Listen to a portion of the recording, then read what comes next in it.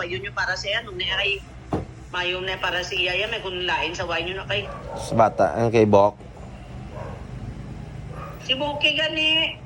Nag-ilog man na si mo si Bok at tiga ulo. Ay kung sako na tani buot eh. Uy, wala huya. Ikaw, bidyang kabalan ka sa iya, imo na nakasunod ang bata mo.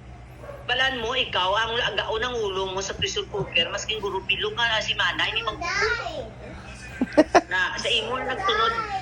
Si mo man. Ang iya, binangatangao no, ikagang tulog, ya, mo ginang problema ko, yung mag-eskwila na siya. Ate kumaga mo na. Kumaga mo na. Sa mga tiya, da. Pabayin na kung sa insakto man lang. Kumaga mo na. Hindi pagbayan, hindi naman tanan, itolerate nyo. Una mo na hindi ulit sa puskulawon. Hindi wala huya ka? Para hindi mo problema ang bata. Ay, hindi kami problema. Hindi na lang puskulawon ang bata. Nagago sa yung butang cellphone mo. Akam, sila siyang babay.